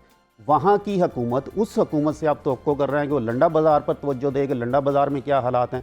नहीं साहब, ये यहाँ पे जो इस वक्त सूरत हाल है, यहाँ पे सिर्फ एतमाद और अदम एतमाद की बातें हो रही हैं। नहीं, गरम मलबूसात का एतमाद का वोट कब लेना है और अदम एतमाद का वोट किसने देना है, सिर्फ इस पे सर्कल चल रहा है। किसी को किसी इससे गर्ज नहीं है कि किसी को पहनने के लिए कपड़ा मिल रहा है, किसी के पेड़ में 30 रुपए का अंडा 30 रुपए 35 रुपए इस वक्त उसका रेट हो चुका है। अगर 1 या 2 अंडे आप लें तो ये सूरत हाल है कि जो नाश्ते में कहते थे चलो ये अंडे बना लें, मतलब घर में कुछ नहीं है, चलो ये अंडा प्याज बना लें, और वो सूरत हाल अब नहीं रही लोगों की कि 1 दर्जन अंडे लेके वो अपनी हांडी रोटी पका लें। तो वहाँ पे हुकूमत से आप तवक्को कर रहे हैं कि वो लंडा बाज़ार, इसलिए खुद ही अगर कुछ कर सकते हैं तो कर लें, कारोबार बंद कर लें या कुछ और कर लें। तो इस किस्म की सूरत हाल में हुकूमत के पास इतना वक्त नहीं है कि वो आपके और हमारे ये वो सिचुएशन बनी है, ना आप गर्म मलबूसात पहन सकते हैं और ना ही आप गर्म ग़िज़ाओं का इस्तेमाल कर सकते हैं इस शिद्दत की सर्दी में। तो ये सारी सूरत हाल बनी हुई है। तो क्या कहेंगे ज़ाहिर साहब एंड पे कि ये महंगाई आने वाले दिनों में मज़ीद बढ़ने वाली है? जैसे चिकन की सूरत हाल है, उसकी कीमतें भी बढ़ती जा रही हैं, आटे की सूरत हाल हमारे सामने है, तो इसमें मज़ीद इजाफा होने वाला है। सिर्फ एक सर्कल जो सब्जियों का होता है कि उसमें अगर मौसमी सब्जी आ जाती है तो वो थोड़ी सस्ती हो जाती है।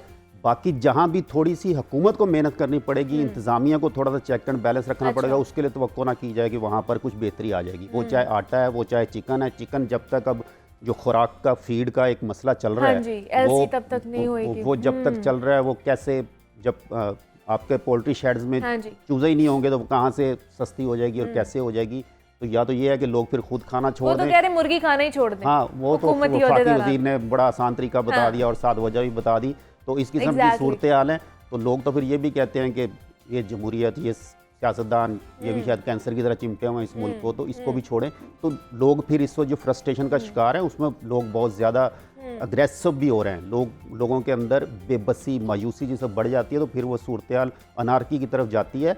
और अगर आप 2 वक्त की रोटी भी हुकूमत नहीं उसको अकामोडेट करेगी तो फिर लाजमी तौर पर हालात ख़राब होंगे और लोगों के लिए इसके लिए कोई जवाज़ नहीं है कि ये आटा महंगा हो गया, चीनी महंगी हो गई है और हम वो मीटिंग खेल रहे हैं, हम एतमाद का वोट बचा रहे हैं, हम हकीकी आज़ादी हासिल कर रहे हैं। कोई हकीकी आज़ादी, कोई रोटी के आगे सब भूल जाते हैं लोग। एग्जैक्टली एक वक्त की रोटी भी अगर किसी के जेब पे भारी पड़ेगी कि एक वक्त की रोटी खाना भी उसके लिए इतना मुहाल होगा, तो फिर आप समझें कि वहाँ पर जीना कितना मुश्किल हो जाएगा हमारे लिए। हमारे साथ नईम बादशाह साहब और जाहिद आबिद साहब मौजूद थे। सर बहुत शुक्रिया आपके वक्त का कि आपने अपना मौक़िफ़ हमारे साथ शेयर किया। जाहिद आबिद साहब, जाहिद साहब आपको भी बेहद शुक्रिया कि आप यहाँ पर आए। और ओवरऑल महंगाई के हवाले से हम बात कर रहे थे कि जनाब जो ग़िज़ाई किल्लत है वो भी कितनी पैदा होती जा रही है और कितनी ज़्यादा महंगाई होती जा रही है। आने वाले दिनों में जनाब ये मज़ीद बढ़ने वाली है। यहाँ पे एक छोटी सी ब्रेक लेते हैं, मिलते हैं इस ब्रेक के बाद।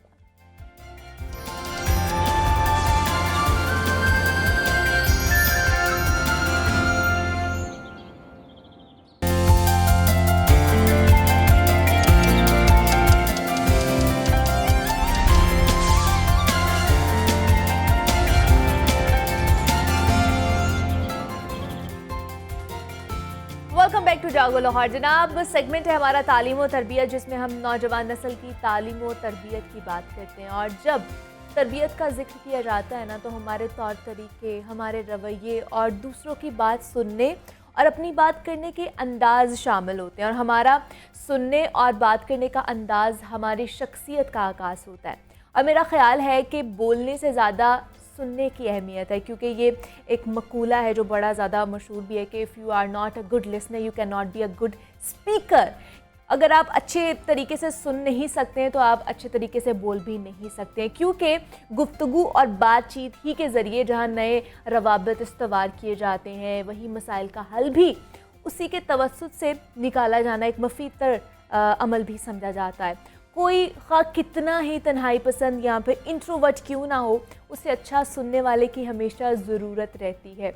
अलबत्ता लोग ये समझने से कासिर है कि जिस तरह अच्छा बोलना और ख़ूबसूरत गुफ्तगू एक आर्ट है, तो दूसरों को सुनना भी किसी खूबी से कम नहीं होता। और 20वीं सदी के माहिर नफ्सियात हैं कार्ल रॉजर ने इस पर बहुत काम भी किया है, और उसका ये मानना था कि दूसरों को सुनने की सलाहियत किसी भी ताल्लुक़ को मजबूत बनाने का सबसे आसान और सबसे ताकतवर ज़रिया है। और इस सलाहियत को कार्ल रॉजर ने एक्टिव लिसनिंग का नाम दिया है। लेकिन अक्सर यूँ होता है कि हम उस शख्स को सुनना चाहते हैं जो हमसे बोल रहा होता है, मगर हमारा ध्यान कहीं और चला जाता है, हमारे दिमाग में कोई और चीज़ें चल रही होती हैं, और चाहकर भी हम उस चीज़ के ऊपर मुकम्मल तौर पर कंसंट्रेट नहीं कर पाते हैं। तो इसकी क्या वजूहात हैं, एक्टिव लिसनिंग कितनी ज़रूरी है, और ज़िंदगी में जनाब कितनी कामयाबियां हासिल होती हैं अगर हम एक एक्टिव लिसनर बन जाते हैं, दूसरों की सुनना शुरू कर जाते हैं। ऐसे और भी बहुत से सवालात हैं जनाब, आज हम अपने मेहमान से करेंगे और उनसे जवाबात लेंगे। हमारे साथ इस वक्त अख्तर अब्बास साहब, तरबियतकार, मोटिवेशनल स्पीकर मौजूद है। अख्तर साहब, आपको वेलकम कहती जागो लाहौर में। कैसे हैं आप? बहुत शुक्रिया, अल्हम्दुलिल्लाह फर्स्ट क्लास। आप तो एक्टिव लिसनर होंगे ही होंगे। ऑफ कोर्स आपकी सारी बातें बहुत तवज्जो से सुनते हैं। हाँ, और जब आप बोल रहे होते हैं तब मैं बड़े तवज्जो से आपकी बातें सुन रही होती हूँ। तो मुझे ये बताइए कि एक्टिव लिसनिंग कितनी ज़रूरी, मतलब हमारी ज़िंदगी में कितनी ज़रूरी है? कभी कभी हम जज्बाती हो जाते हैं, कभी कभी नहीं भी सुनते हैं लोगों की बातों को, और कंसंट्रेशन भी नहीं कर पा रहे होते हैं। मतलब कोई अक्सर ये होता है, मेरे साथ भी होता है कि कोई मेरे से बात कर रहा होता है तो मेरे दिमाग में और बहुत से थॉट्स चल रहे होते हैं, थॉट प्रोसेस चल रहे होते हैं, तो उस चीज़ के ऊपर कंसंट्रेशन नहीं हो पा रही होती है। तो किस तरह बेहतर किया जा सकता है एक्टिव लिसनिंग को? अच्छा, मज़े की बात है कि हमारे पास 100 भी दलीलें हों हाँ। कि मैं इसलिए बिजी थी, मैं कहीं और सोच रही थी, जो सामने वाला है उसकी नज़र में हमारा जो ग्राफ है वो नीचे आ जाता है। बेशक। यानी अभी वो राजर साहब का जिक्र कर रहे थे कि बहुत तवज्जो से सुनना, जो तवज्जो से सुनते हैं उनको मोहब्बत ज़्यादा मिलती है, क्या बात है, उनको इज्जत भी ज़्यादा मिलती है। और ख़वातीन जब तक मोहब्बत में होती हैं सुनती हैं, उसके बाद नहीं सुनती। अच्छा। और उसके बाद आमतौर पर घरों में लड़ाई किस बात पे होती है कि तुम सुनती नहीं हो। लेकिन ख़वातीन तो शिकायत करती हैं कि हमारे शौहर हमारी बातें नहीं सुनते। अच्छा, उन्हें चूंकि ये प्रॉब्लम होता है कि हाँ। इसने एक ही बात को 10 ढंग से कहना है। अच्छा, ये जो इशू है पाकिस्तानी पॉलिटिक्स में भी रहा।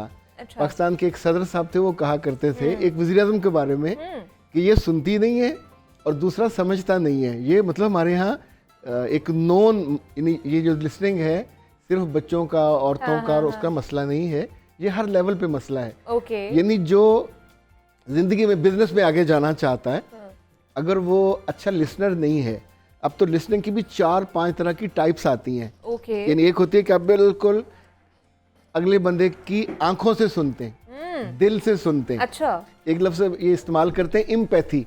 इम्पैथी का मतलब ही ये है कि दिल और आंखों से, कानों से नहीं, दिल और आंखों से सुनना। इसका मतलब जो मैं लेता हूँ कि अगले के इमोशंस के साथ सुनना। अगर वो गुस्से से बात कर रही है, उसमें इस्तफामियाँ है, तो आपको बाद में बात, जो सुनता नहीं है वो बार बार बात पूछता है। ओके। क्या कहा? हाँ। अभी आप क्या कह रहे थे? अच्छा, ये जिससे आप ये कहेंगे वो आपका वालिद हो, वालदा हो, या टीचर हो, या बॉस हो, वो तो एक दफ़ा ये सवाल सुनने के बाद बुरा लगेगा, बहुत बुरा लगता है। यानी अब तो ये कहा जाता है कि आपको कुछ लोगों के बारे में ये जो गुमान होता है कि वो पूरे बदन से सुनते हैं, बहुत तवज्जो से सुनते हैं। अच्छा। जितने लोग समझदार होते हैं, लाइक मैंने अपने बचपन में अपने अब्बा को देखा, तो हमारी अम्मा उनको छेड़ती होती थी कि ये खुद बात नहीं करते, लोगों ने छेड़ देंगे ने। तो इसका मतलब है आपको सवाल करना आना चाहिए। तो अगला उसका जवाब देगा, जब जवाब देगा तो आप नहीं बोलना चाहते ना बोलें, अगला बोलता रहेगा। हम दूसरों को बोलने का अगर मौका दें और देखिए सवाल करने को कहा जाता आधा इल्म है ये इतनी शानदार बात है। अभी आप सवाल करते हो ना, तो जब अच्छा सवाल होता है तो सामने वाले को जवाब देने में मजा आता है। हाँ। अच्छा सवाल की जान निकली हुई हो, वो बेचारा नीम मुर्दा हो, नीम जान हो, तो आपको नहीं आता। हमारी ज़िंदगी में हम अपने बच्चों को नहीं सिखा पाते। बच्चों का जब जी चाहता होता सुनते हैं, जब जी चाहता नहीं सुनते। हाँ, ये आदत धीरे धीरे पुख्ता हो जाती है। और बाहर भी और फिर क्लास में भी। क्लास में आप तो खुद यूनिवर्सिटी में पढ़े हो, तो जब टीचर पढ़ा रहा होता है तो जो लड़का या लड़की ये करता है तो फौरन पता चलता है कि नहीं सुन रही, सुन नहीं रहा। हाँ। तो वो कहीं और सैर पे गई होती है और उस वक्त आपको अंदाजा हो जाता है कि ये पोज कर रहे हैं। हाँ। जिसको जिंदगी में इज्जत चाहिए, मुकाम चाहिए, मर्तबा चाहिए, ठीक है, तो जमीन ने या छतों ने तो मुकाम नहीं देना, लोगों ने देना। इंसानों ने देना। लोगों के दिल में जगह होगी तो देना है। वेस्ट में जो इस वक्त सबसे बड़ा मसला चलता है वो ये भी कि जैसे जैसे उम्र बढ़ती है तो कोई आपकी बात सुनने वाला नहीं होता। लोग पेड लिसनिंग के लिए लोगों को हायर करते हैं। अच्छा। यानी जैसे बेबी सिटिंग है, तो ऐसे उनके यहाँ जो एल्डर लोग हैं वो बेचारे तो जैसे मुंह को उल्ली लग जाती है ना, बीवी नहीं है, फौत हो गई, अब बेटी तो अवेलेबल नहीं है, बेटा है, उसकी बीवी है, बच्चे हैं, they have no concern at all. तो उनका मसला तो बहुत बड़ा है। हमारे यहाँ भी जो लोग गांव से शहरों में आते हैं तो कुछ दिनों के बाद हर सहूलत होती है, बिजली, गैस, पानी, लेकिन तन्हाई महसूस वापस करते भागते हैं, हाँ, क्योंकि उनको सुनने वाला कोई नहीं होता। वहां तो एक जैसी उम्र के लोग बैठे होंगे, 100 बातें होती हैं, और जिसको दूसरे के दिल में सेंध लगानी हो उसकी बात सुनेगा। और समटाइम आप यूं करके सुनते हैं, हैरत होती है। बिल्कुल बिल्कुल। जो लोग सुनते ज्यादा हैं वो सीखते भी ज्यादा। अच्छा। यानी इसको कहते हैं लिसनिंग फॉर लर्निंग। एक है क्रिएटिव जो लिसनिंग है, कि जब आप दूसरे को देख रहे होते हो, सुन रहे होते हो, आप उसका अंदाज, उसके गुफ्तार, इवन उसका एक्सेंट। जो लिसनिंग की सबसे शानदार डेफिनेशन मैंने पढ़ी वो ये कि अगर आप सुनते हुए उसके एक्सेंट को नोट करते हो, उसके बॉडी लैंग्वेज को नोट करते हो, इवन उसका जो मैनरिज्म है, तो तब आप उसकी पूरी लिसनिंग करते हो। अब लाइक मुझसे कोई फ्रेंच बात करे तो अब नॉट लिसनिंग, वो हेयरिंग है, क्योंकि वो बोल रहा है पर मुझे समझ नहीं आ रही है। हाँ। तो मैं समझना भी नहीं चाहता, क्योंकि वो जितने लफ्ज हैं, जो डिक्शन है, जो उसका स्टाइल है, उसका वो तो मुझे पल्ले नहीं पड़ रहा। तारीख में जो मैंने एक बहुत मज़े की चीज़ पढ़ी कि नबी सल्लल्लाहु अलैहि वसल्लम सबसे शानदार लिसनर थे। लोग उनके पास आके इतनी लंबी लंबी बातें करते थे और वो पेशेंस के साथ सुनते थे। हज़रत उमर कभी कभी डांट देते थे, लेकिन आप सोचिए कि जैसे लीडर बड़े होते जाते हैं, जो लोग दूसरों को सुन लेते हैं, अपने चाहे वो MP हों, MNA हों, या अपनी पार्टी के लोग हों, आमतौर पे फैसले अच्छे करते हैं। वरना आपके अपना दिल तो कितना बड़ा होगा, यानी बहुत बड़ा हो तो भैंस का दिल हो जाएगा। तो दिल में तो इतना सा ही होता है, उसमें ख्यालात कहाँ से आते हैं? सुनने से आएंगे, पढ़ने से आएंगे, लोगों को देखने से आएंगे, तजर्बे से आएंगे। तो सुनना सबसे आसान है। अभी दुनिया में जिन लोगों को ऑडियो सुनने का शौक है, हम जितने लफ्ज बोलते हैं, ना सुना हो तो उसका एक्सेंट भी गलत होता है, प्रोनाउंसिएशन भी गलत होती है। तो अगर आपका इंटरेक्शन ज़्यादा हो लोगों से, पढ़े लिखे लोगों से, तो कहीं जैसे हम खाना खाते हैं, कभी आप नोट करें तो खाना फौरन इजहार नहीं करता कि वो कहाँ गया, कुछ हमारे खून में शामिल हुआ, जिस्म के मुख्तलिफ समय चला जाता है। इसी तौर पे जो हम लिसनिंग करते हैं, कुछ ब्रेन में जाता है, कुछ हमारी वोकैबुलरी में जाता है, कुछ हमारे एक्शंस में आ जाता है। तो जो अच्छा सुनेगा, एक्टिव लिसनर होगा, वो हमेशा बाकियों से बेहतर बात करेगा। गुजरते गुजरते आपने टीवी को कोई खबर सुन ली, बहुत से लोग हैं जिन्हें खबर ही नहीं होती, और कुछ लोग तो बाजार में भी जा रहे हो तो कुछ सिक्का गिर जाए तो मुड़ के देखते हैं, उन्हें खबर होती है कि क्या गिरा। आमतौर पे घरों में जो लोग नहीं सुनते, दूसरों के दिल डूब जाते हैं, दूसरों के मामलात उजड़ जाते हैं और उनको खबर नहीं होती। ये बड़ी कॉमन प्रैक्टिस है ना अब, क्योंकि हमारे अंदर पेशेंस लेवल ही बहुत ज़्यादा कम होता जा रहा है। हम सिर्फ अगर किसी के साथ बैठते भी हैं, दोस्त अहबाब के साथ भी हैं, फैमिली के साथ भी बैठते हैं, तो हम सिर्फ अपनी सुनाने की करते हैं, किसी की सुनने की नहीं करते हैं। मतलब अब जैसे इंट्रोवर्ट्स जो बहुत से लोग होते हैं और उनके बारे में यही तसव्वुर किया जाता है कि ये तो कम गो है, ये तो बोलता नहीं है, तो इसको क्या हम सुनेंगे। क्या उसको भी एक सुनने वाले की चाहत है? अच्छा, वैसे या कम को कहें या जो कहते हैं इंट्रोवर्ट है, मुझे लगता है ये कम अकली है। अच्छा। जिसको अकल ज़्यादा होगी वो लिसन ज़्यादा करेगा, ठीक वो है। चाहे उसके ऑडियंस हो। अभी सोचिए फ़ोन पे जब हम बात कर रहे होते हैं तो उसका भी एक मैनरिज्म है, पर सामने को बंदा बैठा बात कर रहा हो, हम उसको छोड़ देते हैं, इधर चले जाते हैं, उस पर वो इंसल्ट होता है। अच्छा, इसी तौर पे लोग बैठे हुए हैं उम्रों के हिसाब से, तो आपको जो उनमें से बड़ा होगा उसको पहले सुनना होगा। ठीक है, ठीक है। उसकी जो विजडम है, उसकी दानाई है, उसका एज का लिहाज भी, क्योंकि उसके पास विजन भी ज़्यादा होता है, उसने एक्सपीरियंस भी ज़्यादा किया। एक बंदे ने 50 साल ज़िंदगी गुजारी, तो जो उसने चीज़ें सीखी हैं वो बाकी लोगों से ज़्यादा होती ज़्यादा है। है बेशक। जो उसको इशफाक साहब कहते होते थे कि अक्लमंद वो है जो अपने उस्ताद को सुनते हुए उसे लुकमा लुकमा करके खा जाए। अच्छा, बड़ी मज़े की चीज़ है। क्या बात है। दुनिया में हमारी अपनी तारीख में सबसे अच्छे शागिर्द वो माने गए हैं जिन्होंने अपने असातिज़ा के किसी लफ्ज़ को ज़मीन पे गिरने नहीं दिया। अच्छा, आज की तारीख में जो सबसे बड़ा आदमी कहलाता है मैनेजर्स में, उसका नाम है जैक वेलिश। ओके। उसकी ज़िंदगी में वो 20 साल रहा जी का सरबराह। उसकी ज़िंदगी में उसने जितने लफ्ज़ कहे उस पर किताब है the lexicon of Jack Welch, okay. कि उसके किसी लफ्ज़ को ज़मीन पे गिरने नहीं दिया गया। और उसने जब वो आया तो उसने आके पहली वीडियो नहीं बनाई, ऑडियो बनाई। अच्छा। 5000 लोगों को भेजी, इसको सुनो। फिर कहा फिर सुनो। अच्छा। 3 दफ़ा सुनाने के बाद कहा कि अब तुम ये जानो कि मैं क्या चाहता हूँ। चूँकि आमतौर पे जो बॉस है हम उसकी भी नहीं सुनते, उसका विजन क्या है, वो चीज़ों को कहाँ लेके जाता है, वो कंपनी का शेप क्या करना चाहता है। हर बंदे के पास अपना स्टाइल होता है। बिल्कुल। उसके बाद उसने दुनिया को 102 बेस्ट सीईओज दिए। क्या बात है। पर ये पैटर्न था, ये भी सुनने का था। अभी कुछ लोगों के बारे में कहा जाता है कि रूड होते हैं, बदतमीज़ होते हैं। जितने मर्जी खूबसूरत हों, जितने मर्जी कामयाब हों, जितने मर्जी दौलतमंद हो, रूडनेस का हम ग्राफ क्या है या पैमाना क्या है, जब वो दूसरे को सुनता नहीं अपने। अच्छा, हम लेवल पे जो एक दूसरे के हम डिपार्टमेंट हेड हैं वो सुन लेगा ना, पर जब अपने से वो मतहत से बात नहीं सुनता, या पुलिस में सबसे ज़्यादा गुस्सा होता है, पुलिस के ऑफिसर नीचे वालों की बात नहीं सुनते। अच्छा, जितनी उनका गुस्सा है वो नफ़रत में कन्वर्ट होता है। और जहाँ मोहब्बत ज़्यादा होगी वहाँ अटैचमेंट ज़्यादा होगी। उसके साथ होगी घर में जो बेटा जो बेटी बड़े की ज़्यादा सुनेगा, उसके मुतालबे, उसकी ख्वाहिशें बिना उसके कहे भी पूरी हो जाती हैं, हाँ, क्योंकि वो दिल रखता है। ऐसे ही है। यानी सुनने को मैं इस मानों में भी लेता हूँ कि जो सुनता है वो दूसरे का दिल रखता है, वो दूसरे के दिल में जगह बनाता है, और अपनी जो उसकी ख्वाहिश होती है वो उन लफ्ज़ों में जो उसने कहे अब ज़रा सा बदल के अपनी चीज़ को मनवा लेते हैं। अच्छा। तो जब आप ये करते ही नहीं हैं तो देखें, दोनों के बीच में कहने वाला और सुनने वाला, उनके बीच में कोडिंग है ना। आप कहोगे मुझ तक आएगा, तो एक हॉरिजेंटल होता है, एक वर्टिकल होता है। तो आमतौर पे हम जो वर्टिकल है ये आसान होती है, हॉरिजेंटल मुश्किल होती है।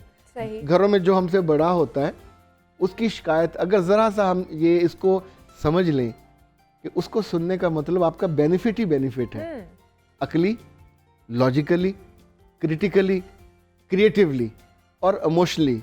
सबसे ज़्यादा समाजी तौर पे जो देख रहे होते हैं, आप उनको राय कायम करने से मना कर सकते हैं?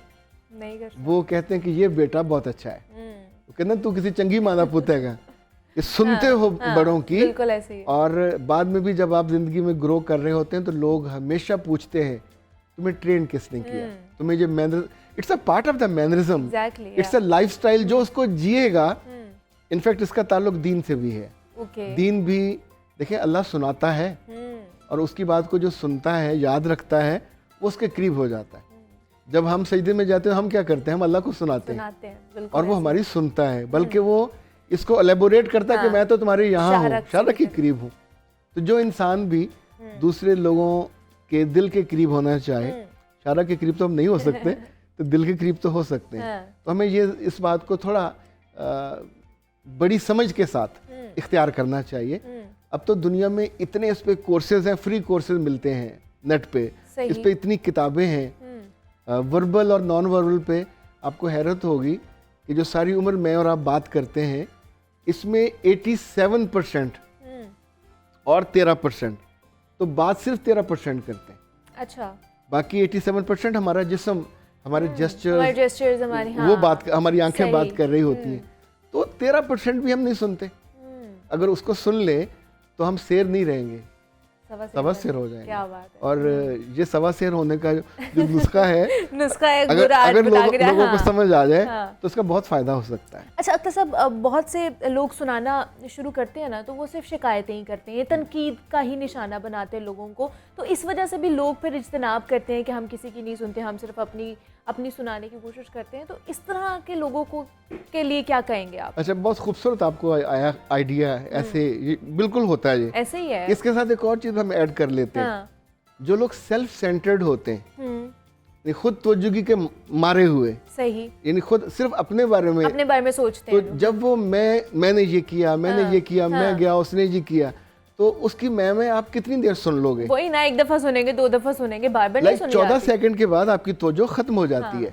यानी अभी भी जो इवन क्लासरूम जो टीचिंग है, उसमें लिसनिंग 15 मिनट की होती है। ओके। 15 मिनट के बाद आपको हर सूरत में अपना स्टाइल बदलना होता है। अपनी जो आवाज़ का पिच है यहाँ लेके आएँ, फिर यहाँ से लेके जाएं, तो जो आपकी लिसनिंग पे जाती है। इनफैक्ट हम ये नहीं करते, जब बाल लोग हैं बिल्कुल स्टीरियोटाइप बोलते जाते हैं। एग्जैक्टली।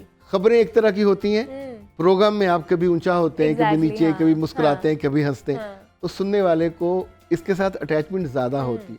जो लोग शिकवे ज़्यादा करते हैं वो कभी दिलों में जगह नहीं पाते, चाहे उसके अपने सगे क्यों ना हो।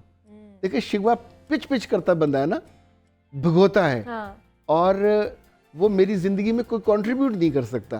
सही। क्या करेगा? खुद मुझे नेगेटिव कर देगा। चूँकि आप किसी के बारे में मुसलसल बुरी बात कर रहे हो, वो ऐसा वैसा, उसने मेरा ये हक मारा, उसने तवज्जो नहीं दी, मुझे ये कहा, मुझे वो कहा। इसमें बेशतर चीज़ें परसेप्शन होती हैं, यानी उसने सोची, हकीकी नहीं होती। अगर वो उसकी सुन लेता, जिसे शिकायत है, तो मुमकिन है आधी बातें तो वहीं रफ़ा हो जाती। अभी वो गलत जगह सुना रहा है। इसी तौर पे जो लोग सिर्फ अपने बारे में करते हैं, वो दूसरे की सुन नहीं रहे होते, तो नतीजतन उनकी ग्रूमिंग भी नहीं हो पाती। अच्छा। उनकी ग्रोथ भी नहीं हो पाती। अगर वो लैडर के पहले स्टेज पे हैं, आप तो सोचें पहले पे रहेंगे, जाना तो टॉप पे है। तो टॉप पे जाते हुए मैं आपको एक मज़े की बात बताऊं, जो लिसनिंग की पिच है, आप कभी गाँव रहे? हाँ जी। तो गाँव में अगर फासला दूर भी हो, तो लोग को खत या कबूतर तो नहीं भेजते ना, वहीं खड़े होकर मुंह पे ऐसे हाथ रख के तो जोर से आवाज देते थे, तो वो कहीं से पहुंच जाती थी। बिल्कुल। अल्लाह माफ करे, कहीं कोई चोर डाकू आ जाता तो एक आवाज पे लोग, औरतें भी वहाँ डंडे सोटे या वो थापियां होती लेके पहुंच जाते थे, क्योंकि उस आवाज को वो सुनते थे। इवन वो तो अपने जानवरों की आवाजें भी पहचानते हैं। जानवर को भूख लगी है, उसको प्यास लगी है, उसका आवाज का जो अंदाज है वो बदल जाता है। वो परिंदों की आवाज़ें भी पहचानते हैं, परिंदे क्या गाते हैं, क्या कहते हैं। तो जिसको भी सुनने की अल्लाह ने कान तो दो दिए हैं, बेशक, जिसको सुनने की लज्जत आने लगे, पूरी कायनात कहती है आपसे बात, हम उसको सुन नहीं पाते। और जिनको तिलावत सुनने की खुशी होती है, वो दूसरों से ज़्यादा लज्जत लेते हैं। जिसको सुबह सुबह की हवाएं बात करती हैं, उनके भी लफ्ज़ होते हैं। जो बहुत से क्रिएटिव लोग हैं, वो मैंने देखा पौधों के पास बैठ के पौधों की सुनते हैं। एग्जैक्टली। पौधों की तारीफ करते हैं, पौधे उनसे बातें करते हैं, और ऐसे ही उन्हें फील होता है। ऐसे जिन्होंने घर में पेट्स रखे हुए, वो उनसे भी बातें करते हैं, पेट्स की बातें करते हैं, उनके आप सुनते हो तो आके आपकी गोद में बैठते हैं, साथ बैठते हैं। तो अगर हम इंसानों को ज़्यादा तवज्जो से, मोहब्बत से सुने, उनका हक है ये, हम उन पर कोई एहसान नहीं कर रहे, तो होपफुली ज़िंदगी में खूबसूरती और बेहतरी, खूबसूरत ज़िंदगी गुजर सकती है अगर हम सुनने की और अपनी अगर अच्छी सुनाने की कोशिश करें और दूसरों की सुनने की कोशिश करें। अख्तर अब्बास साहब तरबियतकार, मोटिवेशनल स्पीकर हमारे साथ मौजूद थे। अख्तर साहब, बहुत शुक्रिया आपके वक्त का कि आप यहाँ पर है। एक्टिव लिसनिंग के हवाले से हम बात कर रहे थे। मुझे अब आपने इजाज़त देनी है। अपना बहुत सारा ख्याल रखिएगा। अल्लाह हाफ़िज़।